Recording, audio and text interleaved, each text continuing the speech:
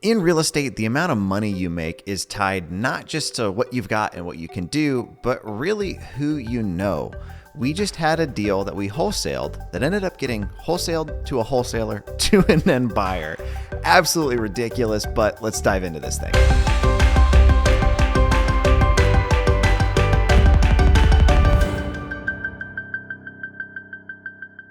So I'm going to literally show you this deal inside my CRM, what lists it was on, how we took the call, what mail piece we did, and all of that good stuff.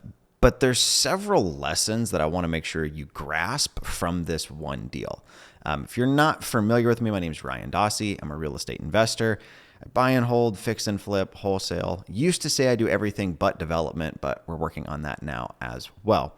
So on this particular deal, the first takeaway, when the seller initially called in, he said he wanted $140,000 and he was pretty firm.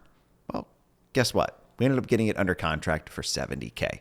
So your first actionable takeaway for this is to just make the offers that make sense for you. It might be half of what they're asking, and the answer is no if you don't ask. In this one, the place was in pretty rough shape, but our initial plan was to flip this deal. So let's hop into my CRM now, and I'll show you the actual deal in the CRM so you can see that this is, indeed legit. I'll walk you through why we ended up not buying it, as well as just a couple other actionable takeaways. So here we are actually inside of our CRM. Any market I'm in, we're using Resimpli as our CRM. Great product. We've been on them since like tail end of 2019, I believe. So on this particular deal, they came from a list you can see right here of properties in Cape Coral and Fort Myers from Propstream that was on kind of a blend of niche lists. So places that were vacant, had been on the MLS and not sold. Somebody had filed for bankruptcy. It was maybe inherited, right? Some sort of something going on with it, liens, something of that nature. So what I'll do, I'll take all of those lists, I'll blend them together, and then we throw them on the Americana sequence from Ballpoint. So those look like these, kind of retro, American themed. This is kind of one of my flags in the sand. Like, I know some people are like anti-America. I'm proud of where I live and proud of the opportunities that we have here. So we find the folks that own properties tend to agree with that stance as well. So these do very well for us. So one thing that's cool with these, if you throw them on the sequence, you get 20% off. So they end up being like 80 cents a piece, something like that. So this was on kind of that blend of Propstream niche lists that we then threw on the Americana sequence. And then our call center, CallPorter, took all of our inbound calls.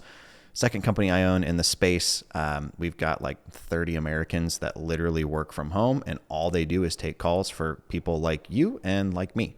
So we can see their actual notes on this lead. Property was vacant. The guy had inherited it. So he was probably on that like inherited list from Propstream. It had been sitting empty for 2 years. We can see USPS had it tagged as vacant as well. So that tracks. Mom passed away, needs, quote, a little loving and tender care, which was the understatement of the century. HVAC and hot water work, air conditioning and furnace, not sure. Lives in Boston, doesn't have time to work on it, inherited it. He wants to sell it for $145,000. Corner is zoned for commercial. Blech. Anytime they tell me like, oh, potential commercial opportunity, that's just code for they're trying to get 3 times what the sucker's worth because it's on a busy road. In my experience, 9 times out of 10. So can have somebody come out and meet us at the property. Those are the real notes straight from CallPorter. So what actually happened with this thing was we went out, looked at it, and it was in horrible shape. Like roof caving in. There was storm damage, I think from Hurricane Ian, that had just never been repaired. So imagine just kind of 2 years open and exposed to the elements. One of the things I currently do is anytime I'm taking title to a property, so our plan with this deal was to flip it, I go and do a full-blown inspection. In my experience, typically if you have like a GC look at it, they're going to miss things that an inspector won't. And I had enough times that somebody did an inspection and I was surprised by what they found that I was like, yo, I don't want to get surprised anymore. So we were trying to line up inspectors. And in my career as a real estate investor, I've not had this happen. This property was in such disrepair that we literally couldn't get somebody to go inside of it. Had multiple appointments, multiple inspectors out that walked the property, and they were like, I'm not going in this house. It's not safe, right? So we're under contract for $70K with the guy, and we're like, dude, we can't even get like an inspection done. We're probably not going to be able to flip this. And he was like, look, I don't want this house. Like, can you do something, right?